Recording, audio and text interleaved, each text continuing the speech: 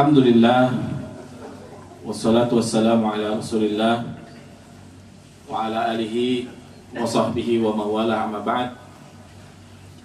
Uhayyikum bitahiyatil Islam. Assalamualaikum warahmatullahi wabarakatuh. Puji serta syukur mari kita sampaikan kepada Allah Subhanahu wa taala. Kita syukuri segala karunia dan nikmat darinya. Kita bersyukur kepadanya atas segala karunia, kudrah dan iradahnya. Kita dipertemukan kembali dalam kajian pada siang hari ini. Mudah-mudahan dan mari kita berdoa kepada Allah agar pada hari ini kita ditambahkan ilmu kita, juga dianugerahkan kepada kita kepahaman. Rabbana zidna ilman warzuqna fahma. Setelah itu mari kita menyampaikan salam salawat kepada Rasulullah SAW. Dialah manusia yang paling banyak manusia yang kita paling berhutang budi kepadanya. Manusia yang hampir semua manusia berhutang budi kepadanya. Dialah Nabi Muhammad SAW, dan moga juga sampai kepada keluarga, sahabat, serta siapapun yang mengikuti sunnahnya hingga hari akhir. Kita juga berharap, berdoa kepada Allah Subhanahu wa taala agar kita dijadikan umatnya yang mendapatkan syafaatnya nanti di yaumul mahsyar. Amin ya Allah ya Rabbal alamin. Judul kita hari ini, saya sudah cari-cari yang enak apa gitu. Ketemulah judul 5 Enemies, 5 musuh. Berangkat dari surah Al-An'am, mungkin ada yang bisa bacakan di sini. Surah Al-An'am ayat 112. Bahwa hidup kita memang Allah takdirkan kita punya musuh. Salah satu tugas Nabi dan Rasul yang diutus kepada seluruh umat manusia, setelah mengenalkan Allah Subhanahu wa taala, dan itu adalah yang utama mereka sampaikan, yang selanjutnya adalah mengenalkan musuh. Al-An'am 112. Kalau kita lihat misi para nabi dan rasul, pasti ada kata-kata ayat ani'budullah wajtanibut taghut, untuk menyembah Allah Subhanahu wa taala dan menjauhi tauhid,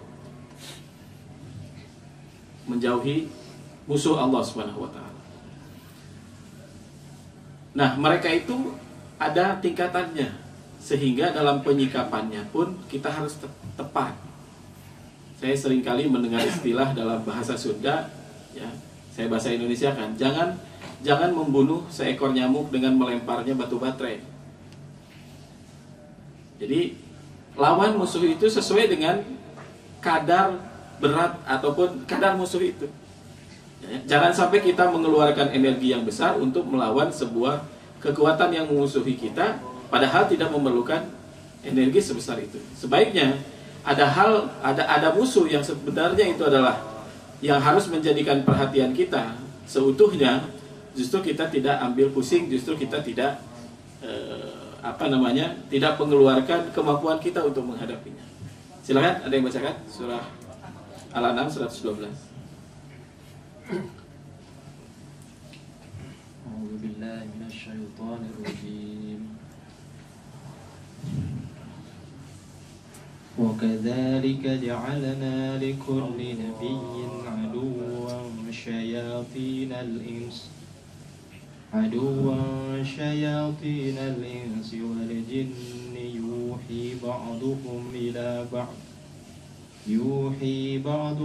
ila ba'din zukhrufal qawli ghurura walau syaa rabbuka ma fa'aluhu fadharhum wa ma yaftarun. Oke, artinya, dan demikianlah untuk setiap nabi kami menjadikan musuh yang terdiri dari setan-setan manusia dan jin. Sebagian mereka membisikkan kepada sebagian yang lain perkataan yang indah sebagai tipuan. Dan kalau Tuhanmu menghendaki, niscaya mereka tidak akan melakukannya. Maka biarkanlah mereka bersama apa kebohongan yang mereka ada-adakan. Ayat itu menjelaskan dengan gamblang bahwa setiap nabi itu ditentukan untuk memiliki musuh dari kalangan setan, manusia dan jin. Jadi ini salah satu ayat saja. Banyak sekali yang menyebutkan ayat yang dengan jelas bahwa mereka itu adalah musuh, maka jadikanlah musuh. Inna syaitana innahum aduwwum mubin. Mereka adalah sesungguhnya musuh yang nyata. Jadi itu hanya satu ayat dari berbagai macam ayat yang menceritakan, menjelaskan bahwa orang beriman itu punya musuh. Bahwa kita sebagai hamba Allah Subhanahu wa taala yang mau diatur dengan aturan Allah, yang mau menundukkan hati dan diri kita kepada Allah, itu Allah jadikan musuh kita. Nah, gunanya apa musuh itu? Musuh itu gunanya adalah untuk memilah di antara kita siapa yang keimanan kita benar, yang keimanan kita jujur. Allah dalam masalah keimanan ini mengatakan, apakah kalian mengira akan dibiarkan begitu saja?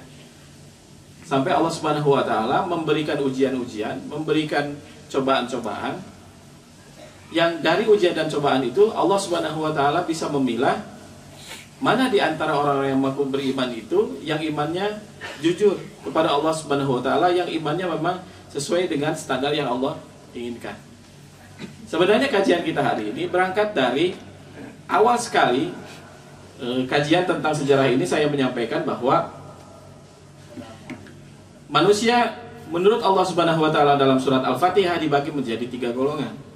Yang pertama adalah golongan yang benar, yaitu golongan orang-orang yang diberi nikmat. Yang ini terus-terusan kita jadikan bahasan kita dalam mengkaji sejarah. Allah Subhanahu wa taala menggolongkan manusia yang selamat, dan satu-satunya yang selamat disebut sebagai golongan orang-orang yang diberi nikmat, yang dijelaskan dalam Al-Quran. Mereka adalah para nabi, para rasul, para syuhada, para siddiqin dan sholihin. Al-Quran lebih dari sepertiganya berbicara tentang mereka, berbicara tentang kelompok orang-orang yang Allah sebut sebagai golongan orang-orang yang Allah beri nikmat.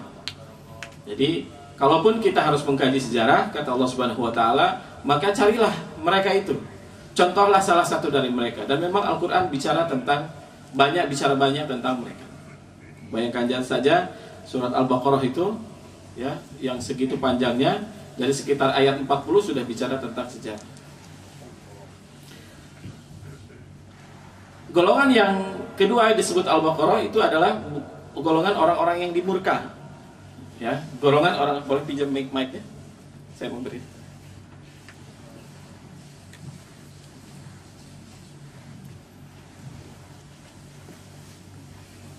Jadi, menurut Al-Fatihah ada golongan yang alladzina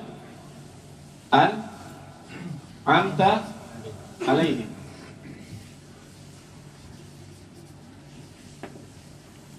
Siapa mereka? Al-Anbiya,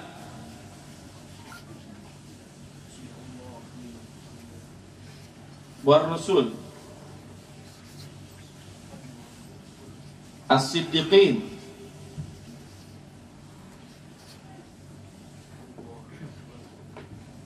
Asy-Syuhada, Salihin.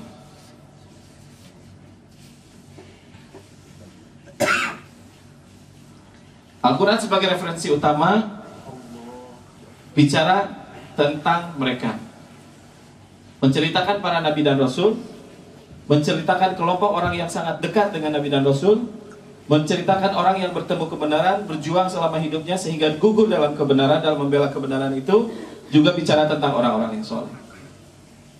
Jadi kalau kita ingin mengkaji sejarah, kajilah mereka, karena itu yang kita minta kepada Allah ketika kita mengatakan, tunjukkanlah kami ya Allah kepada jalan yang lurus. Kelompok yang kedua adalah golongan yang dimurka.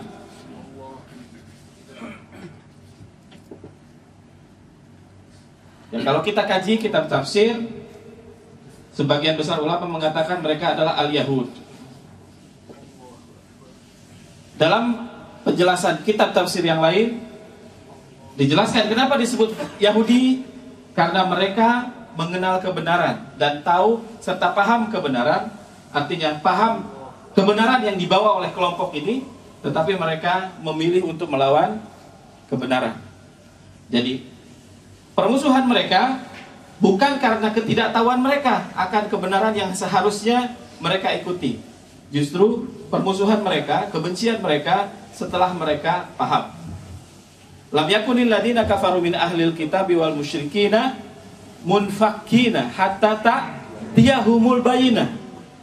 Mereka terlepas kebenaran itu ketika datang kepada mereka bukti yang nyata.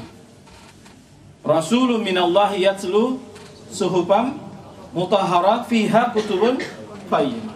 Dari situ ada terpecah belah. Wa ma tafarraqal ladina utul kitab. Mereka tidak terpecah. Ada yang ikut kebenaran, ada yang ragu-ragu, kemudian kebanyakan yang tidak ikut, kecuali justru setelah mereka mendapatkan bukti yang nyata harus ikut kebenaran itu.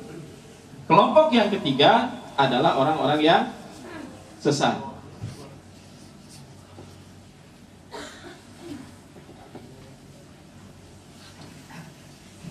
Hari ini saya akan bicara tentang kelompok ini atau grup ini atau yang tidak termasuk dalam yang kita sebut sebagai tadi 5 musuh.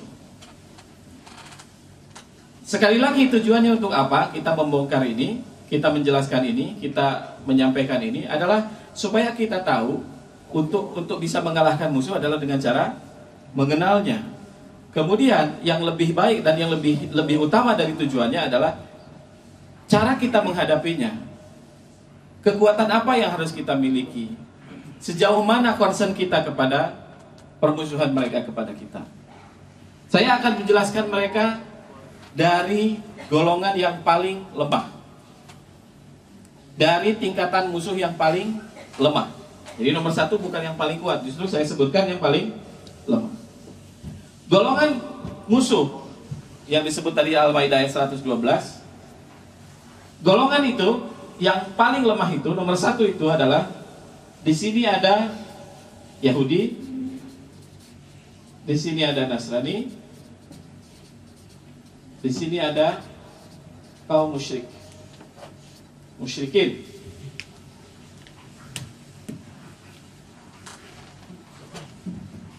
Jadi ini kelompok yang paling lemah.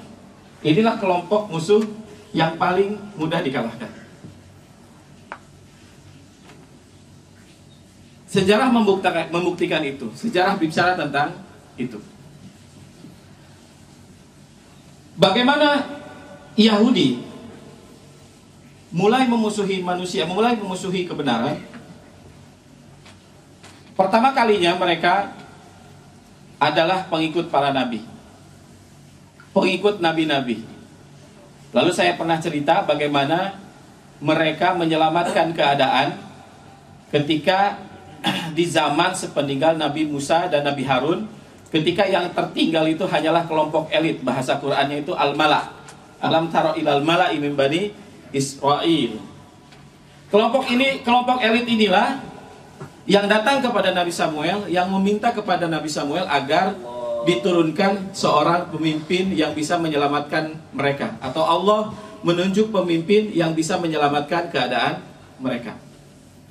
Saya tidak perlu panjang lebar di sini. Singkat cerita, Yahudi yang keturunan Nabi Ibrahim ini Allah berikan kesempatan sesuai janjinya ketika Nabi Ibrahim berdoa kepada Allah agar anak keturunannya dijadikan pemimpin juga, jadi imam bagi manusia. Allah kabulkan keturunannya yang pertama dari Siti Sarah, dari Nabi Ishak, itu sampai pada puncak kepemimpinan, yaitu Yahudi. Jadi Yahudi sudah sampai janji mereka dari Allah Subhanahu wa taala. Janji mereka dari Allah Subhanahu wa taala kepada Nabi Ibrahim adalah ketika mereka berkuasa di zaman Nabi Daud dan Nabi Sulaiman. Jadi kisah Talut dalam Al-Quran yang bicara tentang kelompok elit dari kaum Yahudi yang meminta kepada Samuel agar Allah menunjuk seorang pemimpin dari kalangan mereka, berlanjut ceritanya kepada cerita Nabi Daud dan Nabi Sulaiman. Nabi Sulaiman itu kekuasaannya sangat luar biasa, tidak ada tandingan, karena memang ini doa dari beliau. meminta kepada Allah ketika Allah berikan kepadanya satu-satunya tawaran doa yang Allah harus menjawab, mengabulkan doa itu. Sulaiman merespon doa itu dengan kata-kata doanya, Rabbi habli mulkan la yanbaghi li ahadin ba'di abadan. Ya Allah, berikan kepadaku kekuasaan, kerajaan yang tidak akan kau berikan lagi kepada siapapun setelahku. Maka Nabi Sulaiman ditundukkan kepadanya bukan hanya manusia, tapi seluruh makhluk tunduk kepada Nabi Sulaiman. Bahkan seluruh ciptaan Allah Subhanahu wa ta'ala tunduk kepada Sulaiman. Dicatatkan Nabi Sulaiman kalau bepergian melihat kekuasaannya, ya apa namanya tuh, mengontrolnya dari satu ujung ke satu ujung itu kendaraannya adalah angin. Wuduha syahrun warawahuha syahrun. Perjalanan pagi ibarat perjalanan manusia 1 bulan, perjalanan sore ibarat perjalanan manusia 1 bulan. Kekuasaan yang tiada tanding, namun di sisi lain ini juga fitnah. Fitnah ya bahasa Sunda. Ini juga fitnah kepada Yahudi yang juga mereka hanya melihat miracle, hanya melihat mukjizat Sulaiman, tidak melihat sebab-sebab bagaimana datang mukjizat itu. Nah, inilah fitnahnya ketika Allah datangkan kepada mereka ujian yang lebih berat, yaitu ketika Allah utus kepada umat Nabi Sulaiman 2 orang malaikat yang menjadi fitnah dan ujian buat mereka, yaitu Harut dan Marut. Dalam kitab Al-Bidayah wa Nihayah, pembukaannya, Harut Marut ini adalah di antara malaikat yang keras protesnya kepada Allah ketika Allah mengatakan inni ja'ilun fil ardi khalifah, atas provokasi yang dilakukan oleh jin yang namanya Azazil. Para malaikat protes kepada Allah Subhanahu wa taala, dan di antara yang keras protes ini adalah Harut dan Marut. Harut Marut inilah yang Allah buktikan bahwa pilihan Allah itu tidak salah dengan cara mengutus Harut Marut ini ke bumi. Jadi kasarnya begini, kalau kalian mengklaim lebih pantas untuk menjadi khalifatullah fil ard, maka malaikat pun diutus ke bumi sebagai manusia biasa, atau malaikat yang diberikan nafsu. Makanya istilah fallen angel itu, ya, selain iblis, itu adalah mereka. Mereka tahu ini adalah ujian, sehingga ketika mereka datang kepada kaum Yahudi itu, mereka selalu mengatakan innama nahnu fitnatun fala takfur. Ya. Singkat cerita, kekuasaan Nabi Sulaiman ini pun harus berakhir karena usia. Sudah datang kepadanya ketentuan dari Allah Subhanahu wa taala bahwa ajalnya sudah dekat. Atas beberapa alasan Nabi Sulaiman memasukkan kematiannya. Mungkin di antara hikmah kenapa umat Muhammad SAW tidak boleh bermuamalah dengan jin dalam bentuk apapun adalah ketika dalam sakaratul maut jin itu akan mengganggu, sehingga akhirul lafznya, terakhir kata-kata yang kita sampaikan di dunia ini tidak la ilaha illallah. Itu madaratnya, di antara madaratnya manusia bermuamalah dengan jin. Itulah yang dilakukan oleh Sulaiman dengan memasukkan kematiannya. Beliau duduk di singgasananya dan memegang tongkat. Tidak ada yang tahu kalau beliau sudah mati, baru diketahui setelah rayap memakan tongkat yang dia pegang, lalu tumbanglah beliau. Kejatuhan Nabi Sulaiman ini atau wafatnya Nabi Sulaiman ini yang membuat anak-anak Sulaiman saling berebut kekuasaan. Tabut, benda yang sangat sakral, benda yang sangat mistis, yang dipegang oleh pemimpin Yahudi, di saat Nabi Sulaiman wafat sudah tidak ditemukan lagi pada tempatnya. Nabi Sulaiman membangun tempat penyimpanan tabut ini di sebuah tempat di Palestina yang kita kenal sampai hari ini sebagai Qubatu Sokhroh. Itulah sisa tempat penyimpanan tabut. Siapa saja dari kalangan Yahudi yang memegang tabut ini, maka sahlah kepemimpinan dia atas Yahudi dan seluruh umat manusia. Nah, karena tabut itu tidak dipegang oleh salah satu dari anak Nabi Sulaiman yang banyak, akhirnya mereka berperang satu sama lain. Dalam kondisi gawat inilah datang penjajah yang namanya Nebukadnezar dari Babilonia. Nebukadnezar inilah yang menyerbu, meluluh lantakan Baitul Maqdis, mengalahkan pasukan ataupun sisa-sisa kejayaan Nabi Sulaiman. Lalu pengikut agama Yahudi ini ditangkap, para ulamanya diancam. Kalau kalian gak ikut kami, maka kalian akan dieksekusi. Ya. Yahudi kan memang bangsa yang cerdas, bangsa yang berpolitik. Jadi mereka mengatakan, ya sudahlah, kita terima dulu kenyataan kita hari ini, kita dijajah oleh bangsa lain, dengan harapan nanti akan ada datang nabi setelah Nabi Sulaiman, yang nabi yang kuat, yang bisa menyelamatkan keadaan kita dari perbudakan. Jadi daripada mereka dieksekusi mati, daripada mereka dibunuh, mereka memilih untuk tetap menjadi ulama-ulama Yahudi dengan memasukkan ajaran-ajaran yang menyesatkan ajaran Yahudi. Kitab Talmud misalnya di situ dimulai diajarkan, kemudian pokoknya hal-hal yang perkara yang tidak sama sekali tidak diajarkan oleh Nabi. Tetapi kelompok kafir yang menguasai mereka ini juga bukan kelompok yang tidak pintar, bukan kelompok yang tidak kalah cerdasnya dari Yahudi, dan mereka belajar sejarah, mereka sangat paham sejarah. Sehingga Yahudi ini selalu diprovokasi untuk melawan kebenaran, untuk melawan orang-orang yang datang kepada mereka dari kalangan ini. Jadi mereka masuk ke dalam agama Yahudi, sehingga sebagian besar mereka itu yang tadinya berjanji akan mengikuti seorang nabi ketika Allah utus kepada mereka, pada kenyataannya mereka itu membunuh para nabi. Wa yaqtuluna nabiyyin bighairil haqq. Mereka membunuh para nabi yang datang kepada mereka. Kesempatan terakhir yang mereka punya adalah ketika Allah utus kepada mereka Nabi Isa alaihi salam. Itulah kesempatan terakhir, karena dia adalah nabi Yahudi. Dia sudah disiapkan jauh-jauh, lahir dari seorang ibu tanpa pernikahan. Dari bayinya dia sudah bisa berkata-kata, sudah berbicara, dan sekali lagi dia adalah nabi dengan darah Yahudi paling murni. Ini semuanya skenario Allah agar Yahudi mudah menerima Nabi Isa sebagai nabi mereka. Ternyata Allah sudah memberikan yang luar biasa itu pun mereka tidak mudah menerima Nabi Isa. Bertahun-tahun Nabi Isa mengajak Yahudi, yang beriman kepadanya hanya Hawariyun, kelompok yang jumlahnya cuma 12 orang atau 10 orang. Hanya segitu saja. Itu sudah bertahun-tahun Nabi Isa alaihissalam. Sehingga kelompok yang tadi yang memusuhi kebenaran, yang diprovokasi oleh kelompok kafir itu, berhasil menghasut pimpinan mereka, raja mereka, agar menangkap Nabi Isa untuk dijatuhkan hukuman mati. Ya. Jadi kita perlu memahami permusuhan Yahudi kepada kita dalam kacamata bahwa kelompok ini pun diprovokasi, kelompok ini pun ditipu lah, kelompok ini pun dibuat tadi.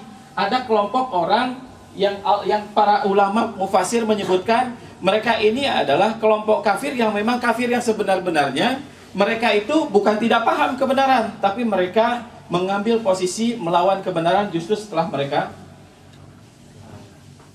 Bagaimana Nasrani memulai permusuhannya kepada kaum muslimin? Adalah pada abad 11 Masehi. Ketika ada sekelompok orang di Eropa yang menghasut seluruh raja-raja Eropa agar tumbuh kebencian kepada kaum muslimin.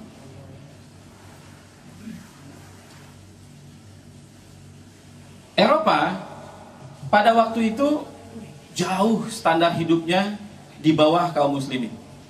Saya sudah bercerita bagaimana Cordoba menjadi pusat peradaban dunia, menjadi mercusuar peradaban dunia, sementara di sisi lain kota-kota Eropa yang lain sangat jauh ketinggalan. Jadi kalau dikatakan alasan mereka menyerbu Baitul Maqdis itu karena alasan dulu Yerusalem itu bagian dari mereka dan lain-lain, itu suatu hal yang amat sulit dipercaya pada waktu itu, diukur dari tingkat pendidikan orang Eropa pada waktu itu.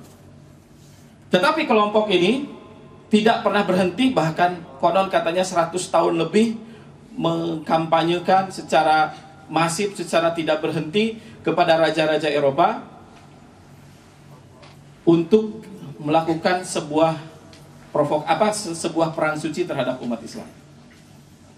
Nah, sudah mulai suasananya ada visi yang sama dari raja-raja Eropa, bahwa Yerusalem itu adalah tanah kelahiran leluhur mereka. Kemudian orang-orang Nasrani setiap kali mau berziarah ke sana selalu diganggu oleh kaum muslimin, bahkan dirampok dan lain-lainnya. Yang diperlukan terakhir oleh kelompok ini adalah stempel dari agama. Mereka berhasil memprovokasi Paus Urbanus agar menyatakan perang suci terhadap umat Islam, dan memang dampaknya luar biasa. Ketika Paus Urbanus mengatakan bahwa perang melawan umat Islam, mengembalikan ataupun merebut Yerusalem atau Baitul Maqdis ini adalah perang suci, para pendosanya dijamin diampunkan, ya, tidak akan mendapatkan siksa neraka. Memang efeknya dahsyat sekali. Tidak kurang dari 1 juta orang mendaftarkan diri untuk ikut dalam perang salib.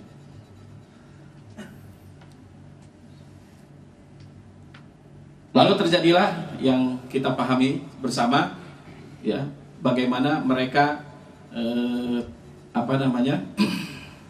menyerbu Baitul Maqdis, dan Baitul Maqdis dikuasai oleh mereka selama beberapa tahun dengan peristiwa yang sangat mengerikan sekali ketika mereka membunuh, ya, para ahli sejarah menyebutkan antara 70.000 sampai 100.000 kaum muslimin yang dieksekusi mati ketika Baitul Maqdis jatuh ke tangan mereka.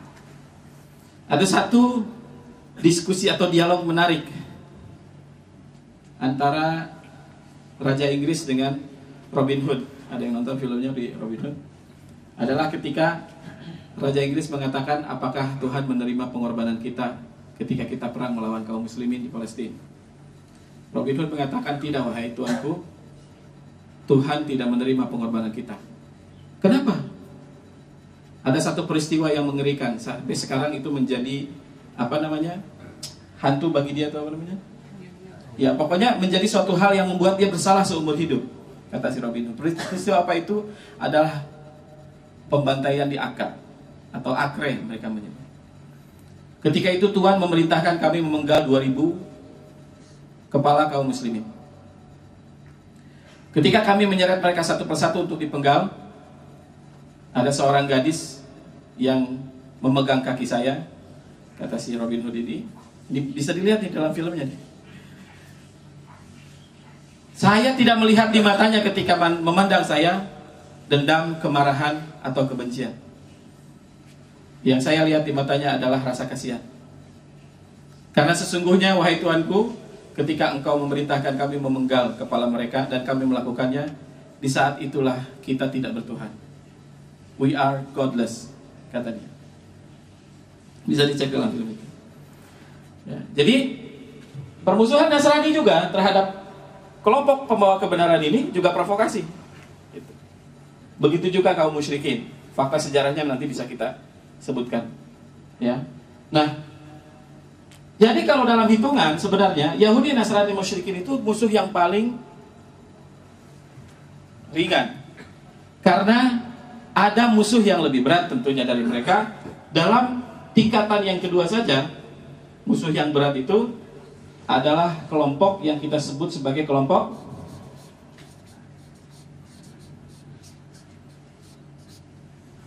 munafik. Kenapa munafik ini lebih susah ditaklukkan? Kenapa kelompok munafik ini lebih sulit untuk dikalahkan? Karena kelompok munafik ini tidak kelihatan permusuhannya. Bahkan terkadang mereka sholat di samping kita, satu selimut dengan kita, satu tempat tidur dengan kita. Tetapi kita tidak boleh melawan mereka seperti kita melawan mereka. Mereka ada dalam barisan kita, mereka hidup seperti cara kita. Bahkan mungkin terkadang mereka lebih kelihatan, lebih hebat dari orang-orang biasa. Perlu dicatat, Mustafa Kamal Atatürk yang dicatat sekarang oleh para pembencinya sebagai musuh yang paling berdosa membuat Turki yang tadinya khilafah Islam yang menjadi negara sekuler. Ketika dia berkiprah di zamannya, tidak ada yang menyebut dia musuh. Orang baru merasa tertipu, orang baru merasa ini musuh yang ditanamkan dalam barisan kaum muslimin ketika dia membubarkan kekhilafahan. Tetapi ketika dia membangun karir militernya, ketika dia membangun kepribadiannya sehingga diterima oleh seluruh rakyat Turki, tidak ada yang menyangka kalau dia itu muslim. Dia dipersiapkan dengan matang, ya, sampai ya persiapan untuk menjatuhkan kekhilafahan Turki itu beratus-ratus tahun lamanya. Dibuat kondisi terakhir ketika Turki itu negara yang disebut sebagai negara yang orang disebut the old sick man, ya, negara manusia yang sudah tahu sakit, sudah tua sakit lagi. Itu memang skenario yang luar biasa. Pada tahun 1917 dibuat Turki itu tidak punya pilihan kecuali harus ikut perang. Itu yang membuat Turki makin jatuh, makin terpuruk ekonomi mereka. Nah, di tengah keterpurukan, perpecahan, negara-negara yang tadinya berbaiat kepada mereka mulai melepaskan diri satu persatu. Siapa yang bisa menyelamatkan keadaan itu, ya? Kemal Atatürk. Siapa yang menyatukan kembali orang-orang Turki yang sudah kehilangan kepercayaan diri? Kemal Atatürk. Kondisi kaum muslimin pada masa salafus saleh, di masa Abu Bakar, di masa Umar, sulit sekali. Mereka ini berhadapan dengan salafus saleh, kemudian mereka menang. Maka mereka tidak menggunakan taktik perang langsung terhadap umat Islam. Yang mereka lakukan adalah mengkreat kelompok ini untuk masuk ke dalam tubuh umat Islam. Karena umat Islam tidak bisa sekali lagi melawan mereka dengan cara yang sama dilakukan umat Islam melawan mereka. Mereka tahu betul ini. Muncullah di zaman Rasulullah namanya Abdullah bin Ubay bin Salul. Rasulullah tahu kalau dia tidak beriman. Rasulullah tahu kalau dia ini musuh. Rasulullah tahu kalau orang ini sangat menginginkan Rasul dan para sahabat celaka. Dan jumlah mereka tidak satu. Pada waktu Fatu Mekah, ada sekelompok orang yang melakukan tipu muslihat, ya, 7 orang yang berserikat untuk melakukan pembunuhan kepada Rasulullah secara diam-diam. Dan misi mereka ini hampir berhasil. Tidak ada dari kalangan sahabat yang mengetahui rencana mereka akan membunuh Rasulullah di dalam camp, di dalam kemah sebelum penaklukan Fatu Mekah. Bagaimana Rasulullah diselamatkan adalah malaikat Jibril sendiri yang datang kepada Rasulullah. Disebutkan bahwa Fulan bin Fulan adalah kelompok kaum munafikin yang akan melancarkan satu tipu muslihat untuk membunuhmu. Siapa yang Rasulullah tugaskan dalam hal ini? Hudzaifah dipanggil. Hudzaifah dipanggil, namanya disebutkan. Akhirnya mereka yang disebutkan namanya itu ditangkap dan diinterogasi, dan semuanya mengaku memang. Hudzaifah sudah mencabut pedangnya, minta izin pada Rasulullah. Rasulullah, izinkan saya. Orang ini mau membunuh engkau. Orang-orang ini mau membunuh engkau, ya Rasulullah. Izinkan saya untuk memenggal kepala mereka. Apa jawaban Rasulullah? Aku khawatir orang-orang akan menilai Muhammad membunuh pengikutnya sendiri. Biarkan.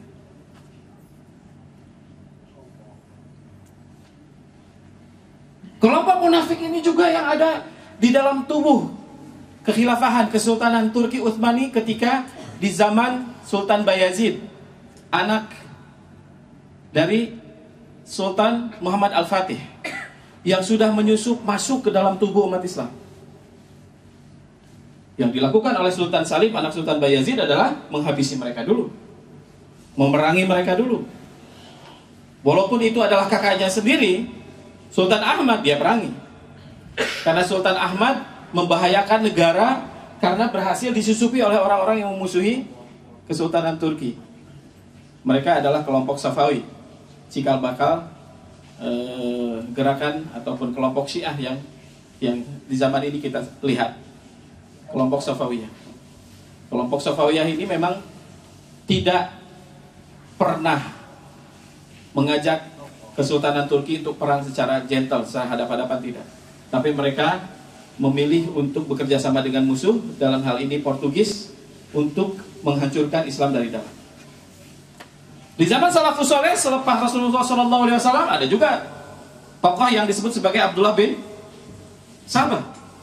Abdullah bin Sabah ini adalah Yahudi asli yang pura-pura masuk Islam. Kalau dilihat penampilan dia bukan orang biasa, bahkan mungkin orang bisa disebut ini orang agama, sehingga kemana-mana dia berbicara, bicara di Syam, bicara di Kufah, bicara di Mesir, ketika dia menjelaskan bahwa Khalifah Utsman itu banyak cacatnya, banyak kurangnya, semua rata-rata percaya dengan apa yang dia sampaikan. Dia menyampaikan tuduhan-tuduhan dengan bukti-bukti yang dibuat seolah-olah itu akurat, sehingga orang-orang Syam, orang-orang Kufah, juga orang-orang Mesir percaya bahwa Utsman itu sudah banyak melakukan kesalahan-kesalahan sebagai khalifah. Sehingga puncaknya pada tahun ke-12 Utsman bin Affan memimpin kelompok yang diprovokasi oleh Abdullah bin Sabah ini berkumpul di Madinah, berdemo meminta supaya Utsman turun dari jabatannya.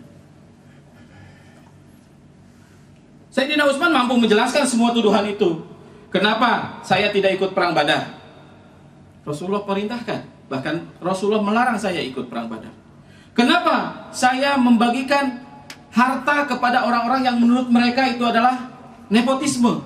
Utsman menjelaskan kenapa mereka didahulukan untuk mendapatkan ghanimah dan kekayaan, juga sumbangan ataupun santunan langsung dari Baitul Mal.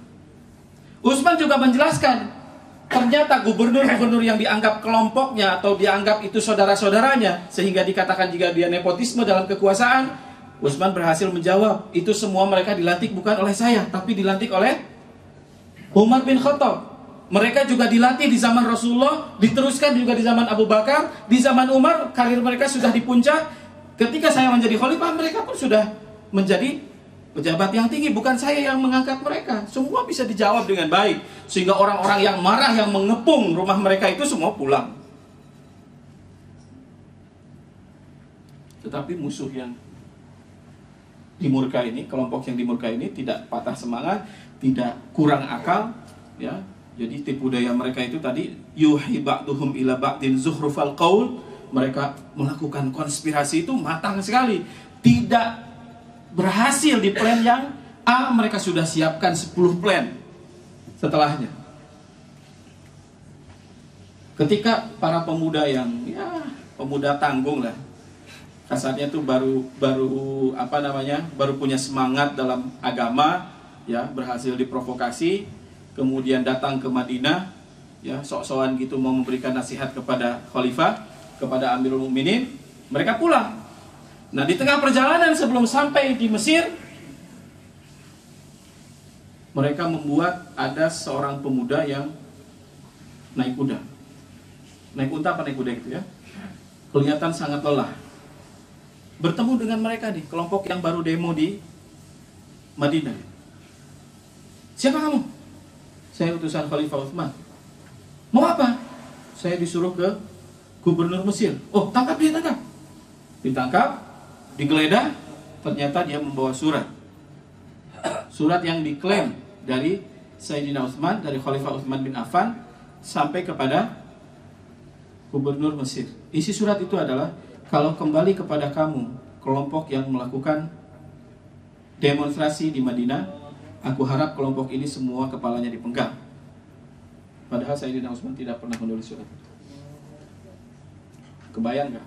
Pemuda yang berhasil ditenangkan oleh Sayyidina Utsman ini, ya, marah dengan marah yang sangat luar biasa, sehingga mereka kembali lagi ke Madinah. Sayyidina Utsman tidak punya pilihan, karena pun dia sudah diberitahu berulang kali, engkau akan dibunuh, engkau akan dibunuh, engkau akan dibunuh. Akhir ceritamu dibunuh. Itu Rasulullah berulang-ulang menyampaikan kepada Sayyidina Utsman. Sehingga para sahabat bukan tidak membela, tapi Sayyidina Utsman lebih memilih tidak banyak korban. Maka semua orang sahabat yang ingin membela dia, semuanya disuruh pergi, semua pergi. Terakhir orang yang disuruh pergi oleh dia itu adalah Abdullah bin Zubair.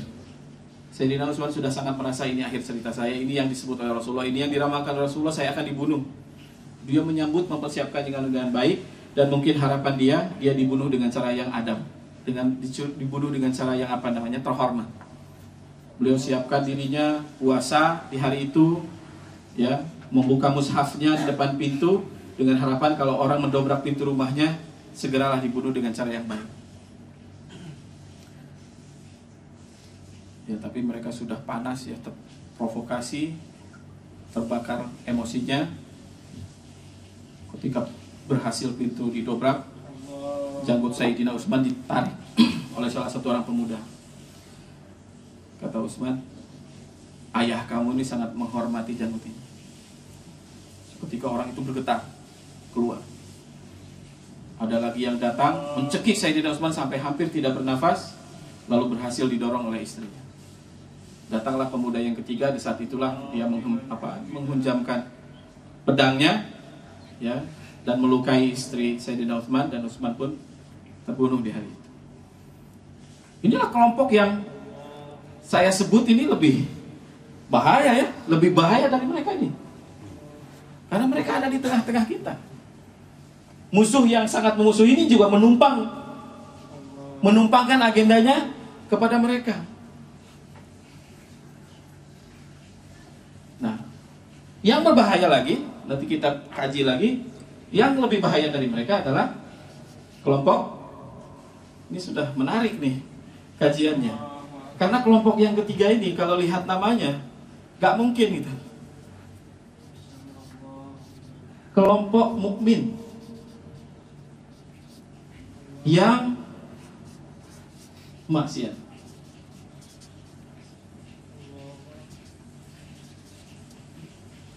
Untuk menjelaskan ini, saya hanya perlu bercerita sejarah saja.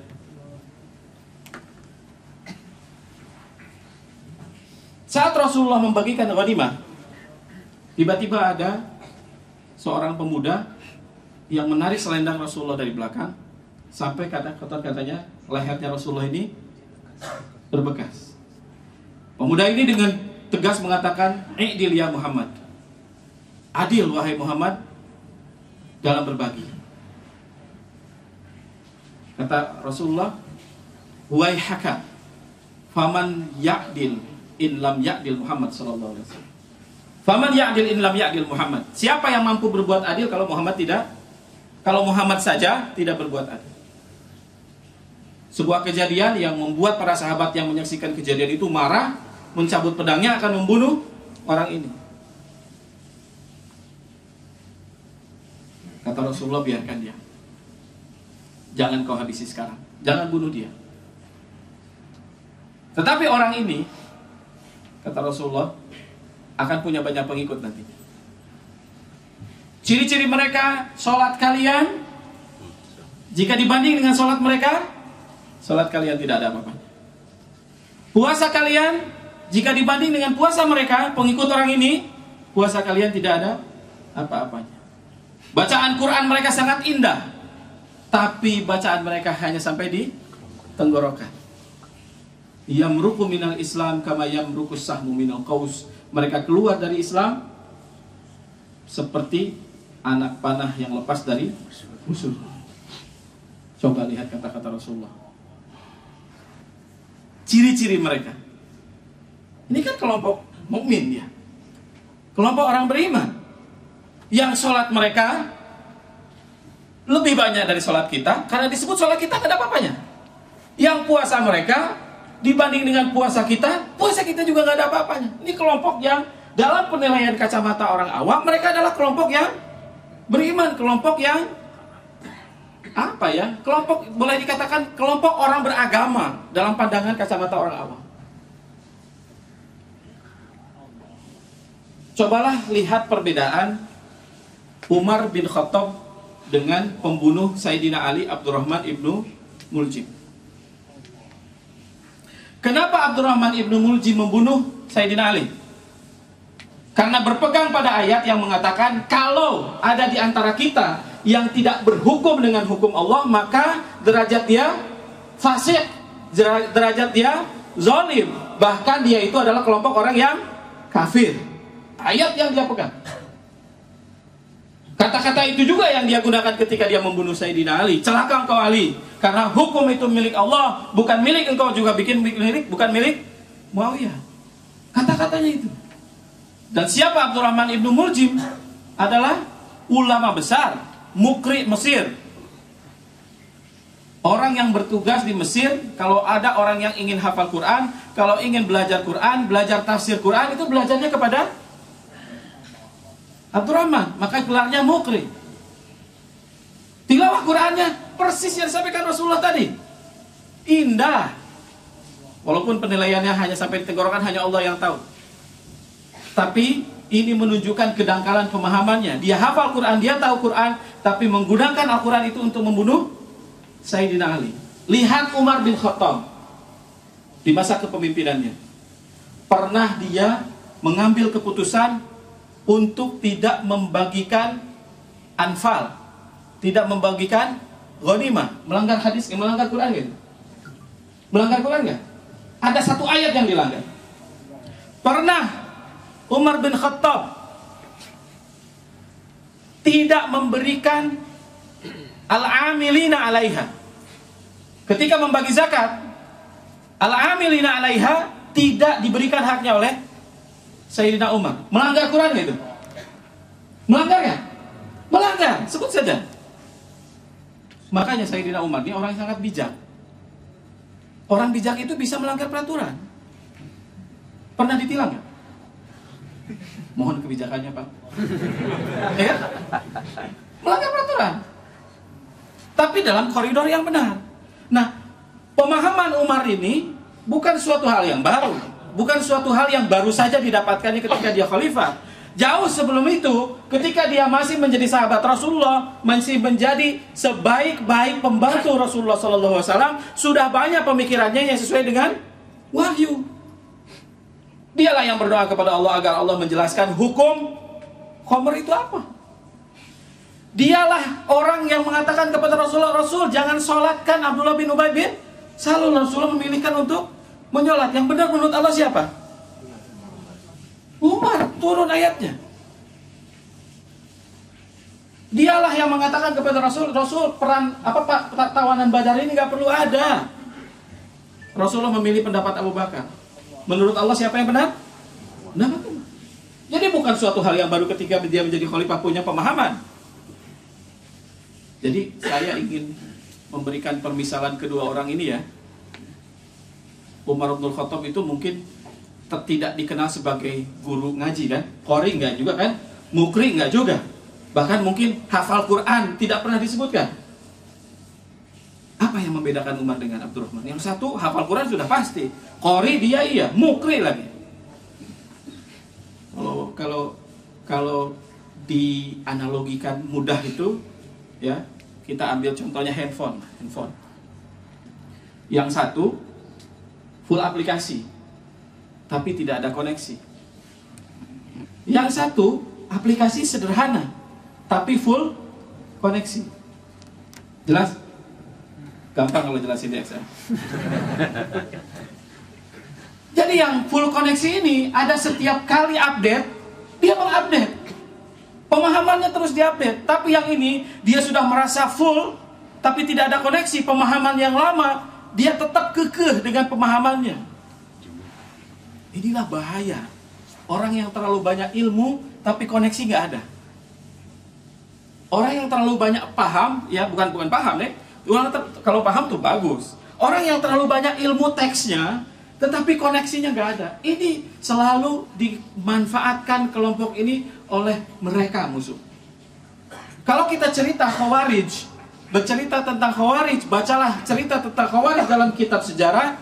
Kelompok Khawarij ini, kalau kita lihat penilaian para sejarawan Islam menjelaskan, ibarat handphone yang full aplikasi tadi.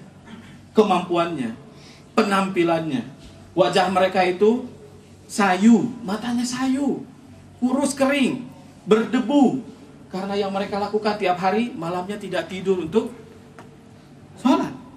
Setiap harinya selalu digunakan waktu untuk latihan berperang, naik kuda, idadul quwwah. Kalau mereka berbicara, semua orang mendengarkan. Kalau mereka berkhutbah, fasahahnya itu dalam bahasa Arab, fasahahnya itu bisa membuat orang bengong dengan kata-kata mereka. Tasma' ilaihim, baca surat Munafik. Wa iyaqulu tasma' liqaulihim. Kalau mereka berbicara, kamu akan dengar. Mereka punya keajaiban dalam penyampaian kalimat. Tetapi penanganan mereka tidak bisa. Seperti munafik, seperti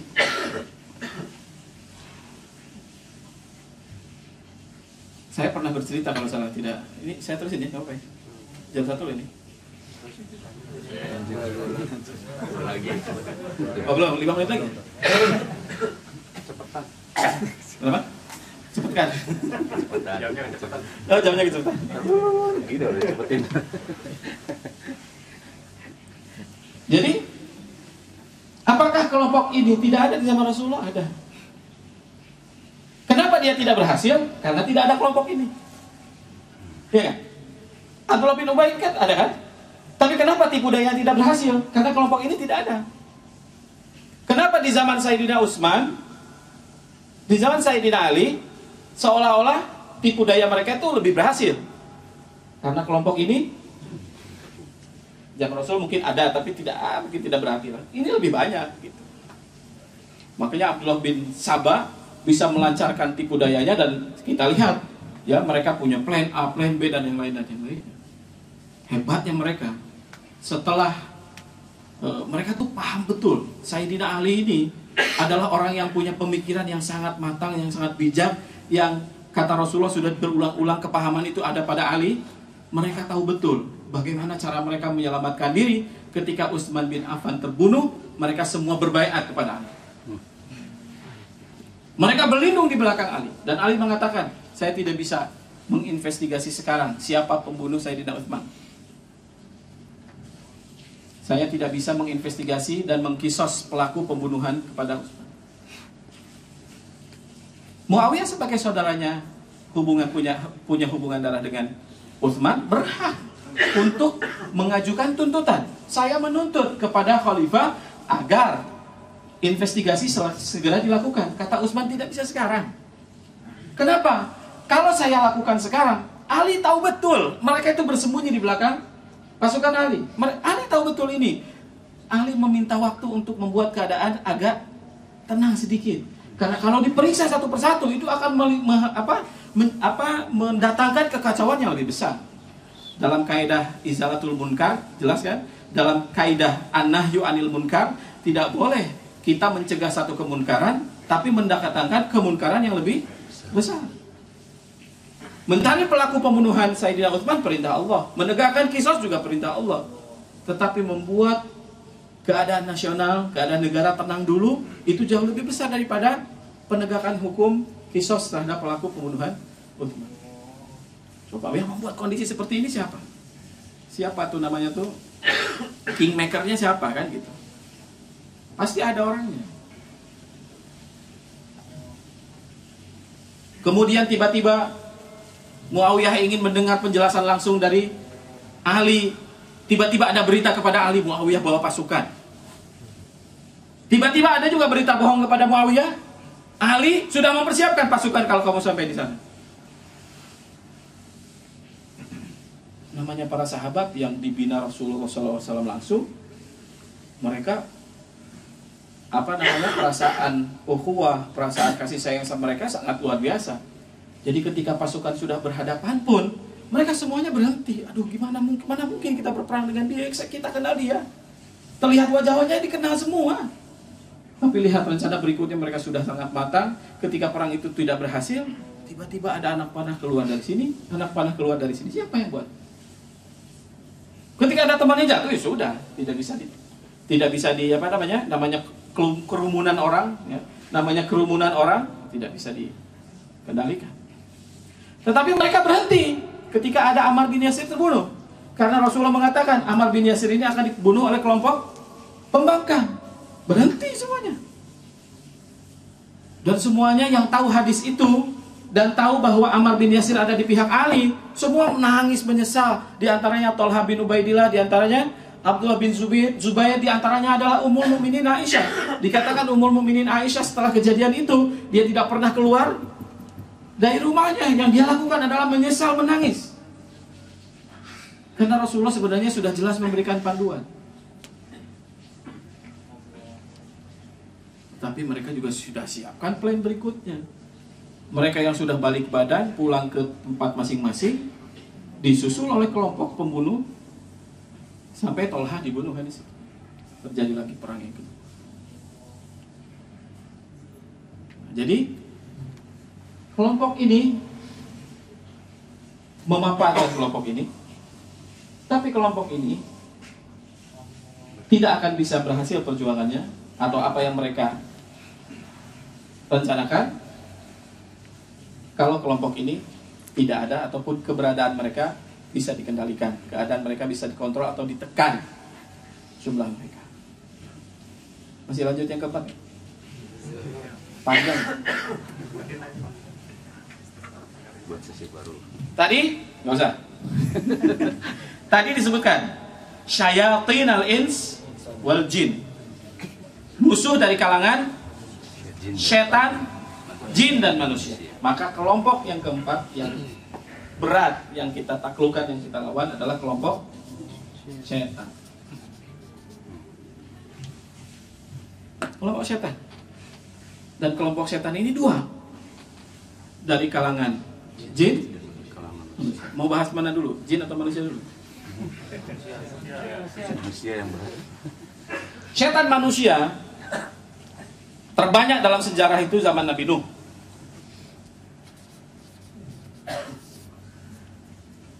Nabi Nuh 950 tahun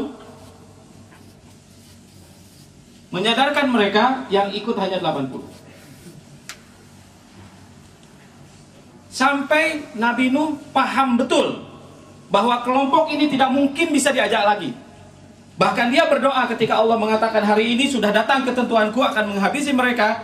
Nabi Nuh memastikan, ya Allah, jangan engkau sisakan satu pun dari mereka. La tadar alal ardi minal kafirina dayara innaka intadarhum yudillu ibadaka. Jadi kelompok kafir ini kalau engkau sisakan Allah, kalau engkau biarkan saja, mereka akan melakukan yudillu ibadak, akan menyesatkan hamba-hambamu seperti pendahulu mereka.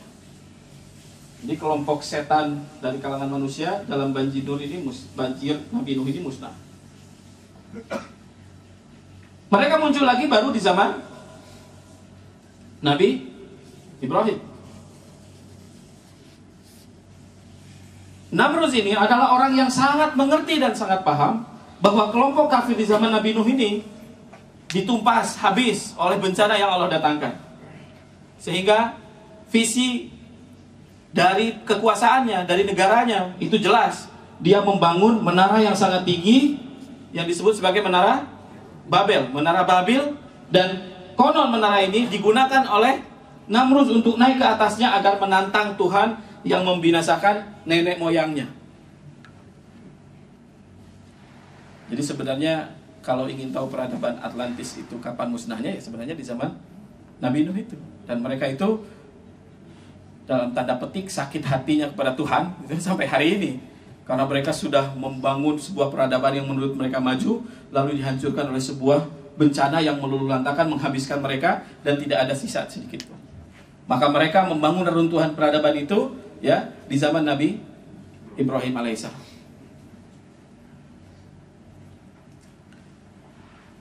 Jadi sebenarnya ketika Nabi Ibrahim datang kepada Namrud, ya, Nabi Ibrahim juga punya pemahaman, tetapi namanya mereka pun harus diberi kesempatan sampai dulu. Karena Allah ini maha adilnya, maha hebatnya Allah, maha bijaksananya Allah.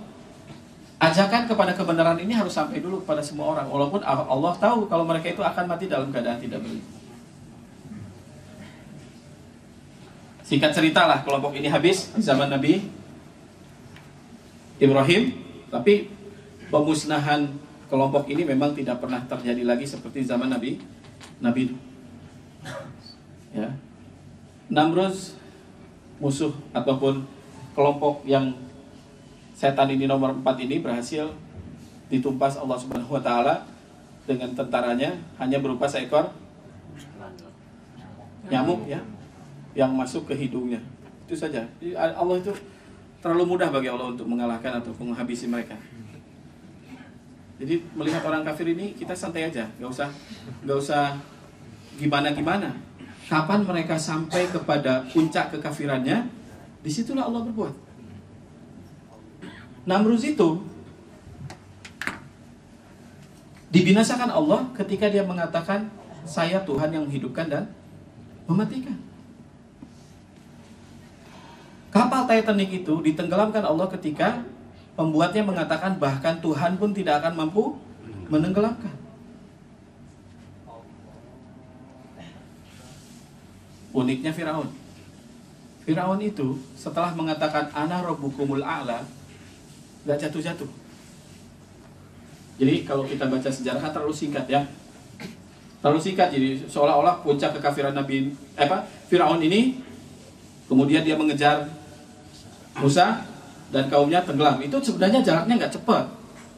Bahkan ketika dia mengatakan akulah Tuhan kamu yang paling tinggi, Nabi Musa tuh melihat kok Firaun ini nggak jatuh-jatuh. Pengen tahu nggak rahasianya? Ternyata ada rahasianya. Padahal secara perhitungan, makin tinggi puncak kekafiran seorang, di saat itulah jatuh. Ternyata ternyata Firaun tidak jatuh-jatuh ini. Ada kebiasaan-kebiasaan dia yang menyelamatkan dia. Firaun ini seumur hidupnya, sebelum dia jatuh, tidak pernah tidur pagi. Yang namanya orang memulai aktivitas dari pagi hari, itu dapat berkah. Siapapun dia, mau kafir, mau bangsat, mau jahanam gitu ya perilakunya, dapat perilaku, dapat berkah dari Allah. Saya itu tinggal di sebuah komplek, tiap pagi itu ya, jam 5 mereka ya tidak Islam, jelas gitu, tidak Islam. Keluar pagi jalan bang. Saya perhatiin tuh ya, ngumpul di salah satu rumahnya, ngopi bareng, breakfast bareng. Setelah itu ke tempat kerja. Wah, rumah-rumahnya luar biasa, mewah. Ngobrol pagi-pagi, simple, sederhana. Cerita bisnis apa yang mampu mereka bangun sinergi. Itu dilakukan tiap hari, tidak mengenal waktu libur, bahkan waktu hujan pun mereka bawa payung. Jadi kenapa mereka kaya? Berkah paginya diambil mereka. Di saat kaum muslimin lebih banyak memilih tertidur. Jadi hebatnya SOP yang Allah berikan kepada malaikat, ya, malaikat itu taat aja pada SOP-nya. Memberikan, mendatangkan rezeki kepada orang yang memulai aktivitasnya dari pagi. Walaupun tahu yang diberi ini adalah orang yang tidak beriman. Begitu juga Firaun, gak jatuh-jatuh. Karena apa? Dia tidak pernah tidur pagi. Kebiasaan dia yang kedua adalah kalau dia makan, semua apa yang ada di piringnya habis, gak tersisa. Berkah gak? Berkah. Kita minta makan, kita berdoa makan itu minta keberkahan kok, Allahumma barik lana. Kebiasaan Firaun yang ketiga itu adalah dia penderma, pemurah. Dan dia tidak pernah mewakilkan siapapun ketika dia menyumbang orang-orang miskin. Ketika dia membagikan BLT, dia tidak pernah menyuruh siapapun, dia gunakan tangannya sendiri. Lalu berdoalah Nabi Musa, ya Allah, ya Firaun ini sudah sampai pada puncaknya gitu. Kenapa engkau tidak jatuhkan juga dia? Dijawab doa Nabi Musa ini. Jadi para penasihat Firaun ini bilang, Firaun, jangan kayak orang miskin, bangun pagi-pagi kayak buruh, kayak pembantu, lewat sedikit istirahat, relax sajalah hidup ini. Oh ya benar juga ya, udah dia dulu. Dia agak melebihkan tidurnya. Yang kedua, kamu ini jangan kayak orang susah, kayak orang miskin, sama makannya tidak pernah tersisa sedikit pun, sisakan. Nampakkan kalau kita ini kaum elit, orang kaya. Menurut dia tidak pernah menghabiskan makanan setelah itu. Yang ketiga, kamu ini bersentuhan dengan orang-orang berpenyakit, miskin. Kamu bisa tertular. Gara-gara sinetron. Kamu bisa tertular. Biar kami aja yang bagi. Di saat itulah Firaun tenggelam di Laut Merah. Ketika dia menghilangkan kebiasaan-kebiasaan yang mendatangkan berkah. Jadi jangan bangga dulu dapat berkah. Firaun juga dapat berkah. Kita kan suka berbunga hati kalau dikatakan berkah ya antum. Firaun juga dapat berkah. Jadi orang yang dapat berkah itu belum tentu selamat. Bahkan saya lihat para pencari berkah itu hari ini bukan kita, mereka. Percaya atau tidak? Kayak tadi tuh mereka bangun pagi. Bahkan mereka itu percaya banget berkah itu, tapi mereka kan nggak mau ngakuin berkah. Disebutnya hoki. Nah, membangun sentral bisnis itu di tempat aktivitas para ulama. Para ulama yang berdakwah, berkiprah mengislamkan Batavia ini, disitulah dibangun pusat bisnis. Bahkan kuburannya disitulah dibangun pusat bisnis. Dan mereka tidak ganggu kubur itu. Buktikan aja, silahkan datang ke Glodok, silahkan datang ke Mangga 2, cari ada kuburan ulama siapa di sini, ada. Saya betul mereka, berkahnya bukan berkah mereka, berkah ulama yang soleh itu. Mereka ambil manfaat, ya namanya juga pencinta harta. Ambil siapa aja, ambil berkah siapa aja. Firaun tumbang zaman Nabi Isa, saya tidak panjang lebar cerita. Zaman Nabi Muhammad mereka juga silent. Baru abad keempat mereka muncul. Ada satu kerajaan di Prancis namanya Dinasti Merovingian. Pernah baca? Dinasti Merovingian ini kelompok yang disebut Denron sebagai kelompok penjaga keturunan Nabi Isa. Kelompok inilah yang saya sebutkan tadi tidak berhenti memprovokasi orang-orang Eropa untuk menyerbu Baitul Maqdis. Lalu mereka membentuk satu pasukan sendiri namanya Knight Templar. Bahasa Inggrisnya itu The Poor Fellow Soldiers. Mereka adalah pasukan miskin yang tidak punya apa-apa. Saking miskinnya, lambang pasukan mereka, badge-nya itu, logonya itu adalah kuda yang dinaiki 2 orang. Karena mereka tidak punya uang.